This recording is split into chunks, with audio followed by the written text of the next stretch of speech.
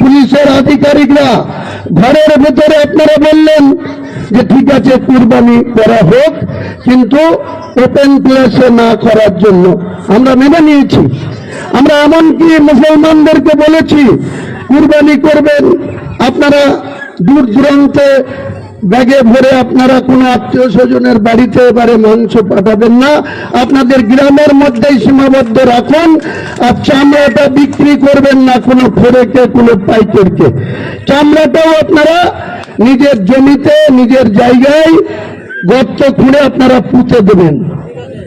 তারপরে কেন দ্বিচারিতা? আমাদের সঙ্গে মিটিং করে আমাদের সঙ্গে সৌজন্যপূর্ণ আলোচনা করার পর কেন নওদায় মাইকিং হবে, কেন রেজিনগরে মাইকিং হবে, কেন শক্তিপুরে মাইকিং হবে, কেন হরিয়ালপাড়ায় মাইকিং হবে? পরিষ্কার করে বলছি মুর্শিদাবাদের প্রশাসনকে, গুলি কত আছে চালাবেন।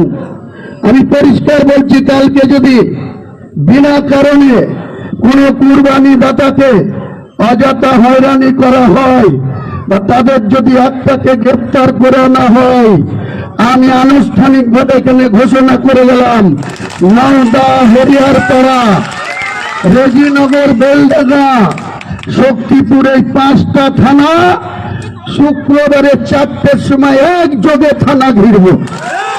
একযোগে এক একটা থানার সামনে 10,000 করে মুসলমানদের জমায়েত হবে।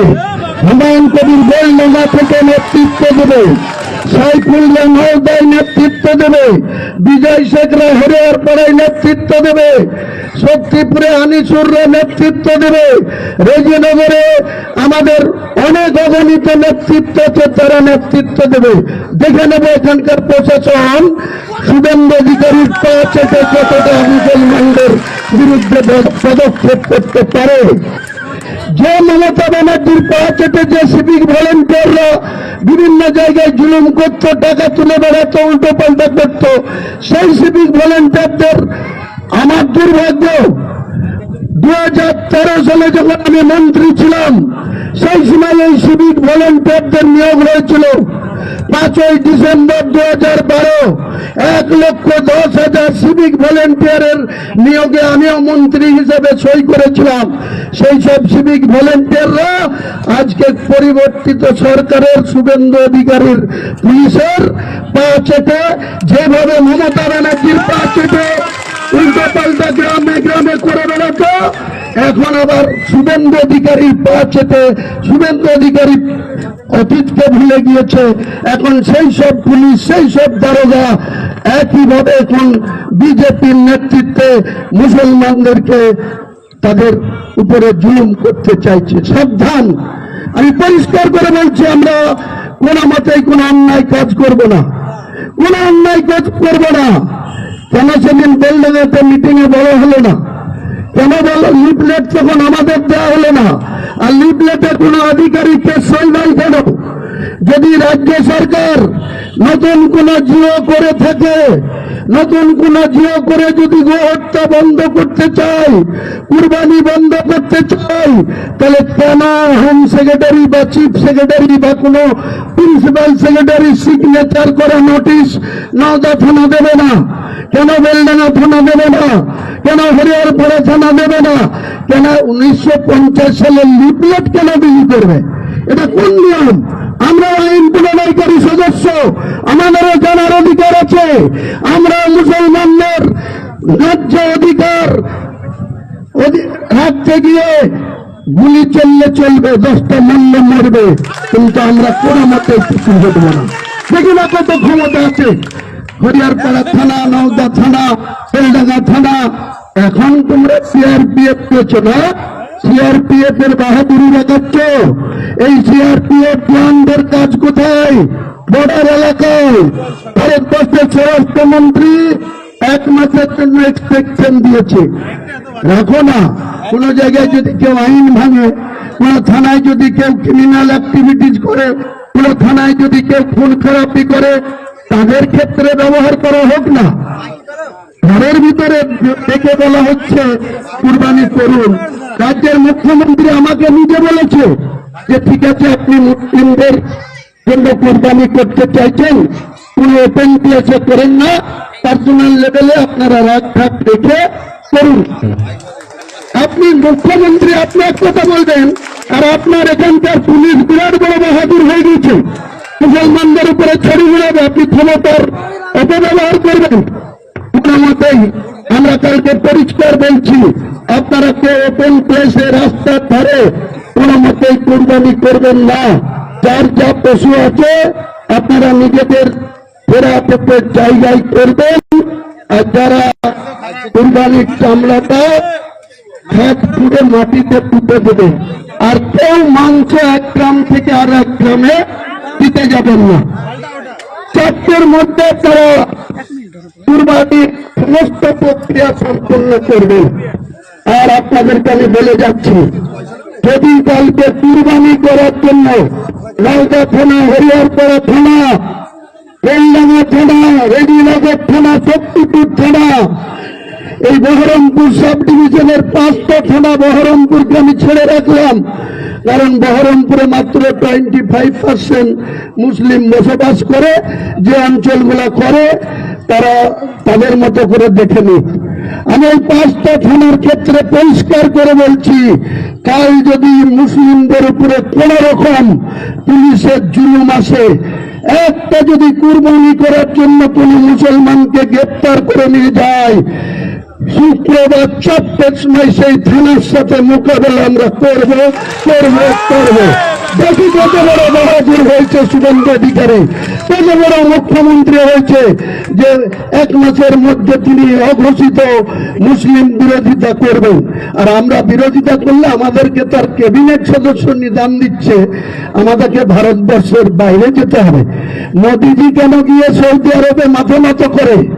মোদিজি কেন গিয়ে ইরানের হরমুজ কলোনিতে তেল নেওয়ার জন্য এখনো তাদের কাছে মাথা নত করছে? আমি হুমায়ুন কবির বলছি, এখানে আমাদের উপরে আক্রমণ আসলে ইরানে সেই খবর পৌঁছে দেব, সে ক্ষমতা আমার আছে। তোমাদের মোকাবেলা করার আমেরিকা পাচ্ছে না, ইরানের সঙ্গে মোকাবেলা করছে, ইসরায়েল পাচ্ছে না। তারা ভেবেছিল 28শে ফেব্রুয়ারি ভোরবেলায় ইরানকে আক্রমণ করে 7 দিনের মধ্যে গুড়িয়ে দেবে। আজকে 6 মাস হয়েছে, ফেব্রুয়ারি থেকে আজকে মে শেষ হতে যাচ্ছে, এখনো ইরান পিছু হটেনি। 10টা বোমা খেয়েছে, তার প্রতি অন্তরে 8টা বোমা মেরেছে। কাজেই আমরা মুসলমান জাতি, আমরা কাপুরুষ না, আমরা কারোর উপরে কোনো আক্রমণ করতে চাই না। আমরা এখনো ভারতবর্ষটা হিন্দুস্তান হয়নি, সংবিধান দিক থেকে এখনো ভারতবর্ষ ধর্ম নিরপেক্ষ একটা রাষ্ট্রের নাম। সেই পশ্চিম বাংলায় ক্ষমতায় এসে শুভেন্দু অধিকারী হাতির পাত পা দেখেছে, যেখানে যা খুশি করবে আমাদের উপরে। তুমি যেখান থেকে এমএলএ হয়ে মুখ্যমন্ত্রী হয়েছে, আমি এখানকার এমএলএ, আমি এখানে শেষ কথা বলবো, আমি কোনো অন্যায় করবো না, আর কোনো মতেই তোমার পুলিশের কাছে মাথা নত করবো না, কিছু হেঁটবো না। সিভিল ভলেন্টিয়াররা দিয়ে ইমামদের দেখে পাঠাচ্ছে, ইমামদের চুমকাচ্ছে। আরে ইমামদের, আমি মুসলিম সমাজে বাস করি, আমি দুটো মসজিদের সভাপতি আছি, একটা মাদ্রাসার সভাপতি আছি 44 বছর ধরে, আর দুটো মসজিদের সভাপতি আছি। ইমামদের আমরা ইজ্জত করি, ইমামরা আমাদের নামাজ পড়ায়, কিন্তু ইমামদের চাকরি কিভাবে চলে যায় জানেন? 300 লোক নামাজ পড়তে যাবে, ইমামকে নামাজ পড়তে ঢুকার আগে যদি কোনো মেয়ে ছেলের সাথে কথা বলা দেখে, তাহলে সে নামাজ পড়ে ওই ইমামের বিরুদ্ধে বলবে যে আপনি কেন মেয়ে ছেলের সঙ্গে কথা বলছিলেন, কাল থেকে আপনার ছুটি, আপনার আর নামাজ পড়াতে দিবে না, রাখবে না। সঙ্গে সঙ্গে সেই ইমামের চাকরি চলে যায়। আর ওসিরা সিভিল ভলেন্টিয়ারদের দেখে, আরে আপনাদের এত হিম্মত, আপনি অফিসিয়ালি নোটিশ করুন না, সমাজের সেক্রেটারিকে করুন, সমাজের প্রেসিডেন্টকে করুন, সমাজের কমিটি আছে মুসলিম সমাজ, যারা নিজেদের অর্থের চাঁদা দিয়ে ওই ইমামদেরকে মাইনা দেয়, তাদের জামা কাপড় দেয়, তাদের খেতে দেয় প্রতিদিন, তাদেরকে ডেকে বলুন কোন নির্দেশ দেওয়ার থাকলে। ইমামদেরকে ডেকে চমকাচ্ছেন, আর ইমামরা গিয়ে, আরে বাপরে ওসি ডেকেছে, সিভিক ভলেন্টিয়ার খবর পাঠিয়েছে, না গেলে বোধহয় কি আবার হয়। এইসব ইমানদারকেও কিন্তু আগামী দিন আমরা 1 মাসের মধ্যে সাহায্য করব। কারণ আপনারা মুসলমান সমাজের খান, আর মুসলমান সমাজের টাকায় আপনাদের বেতন হয়। ওসি আপনাকে বেতন দেয় না যে সিভিক ভলেন্টিয়ার দিয়ে খবর দিবে আর আপনি গিয়ে সেইটা শুনে এসে মাইকে এলান করে দেবেন। আপনাদের অধিকার হয় কি করে? এটা কোনো মতেই হয় না। আপনি সমাজের মাতব্বরদের অনুমতি ছাড়া থানায় যাবেন না। কোন ইমাম দরকার হলে সেই পাড়ার মোড়ল, মাতব্বর, সেক্রেটারি, ট্রেজারার, তাদেরকে অফিসিয়ালি চিঠি করবে পুলিশ প্রশাসন, কি বলার আছে বলবে। আমি আজকেও বলছি নাদার থানার ওসিকে, আপনি যদি এত বড় বাহাদুর অফিসার হয়ে থাকেন, মাইক বাজানোর আগে 1 ঘন্টার মধ্যে আমি যাচ্ছি, আপনি আমাকে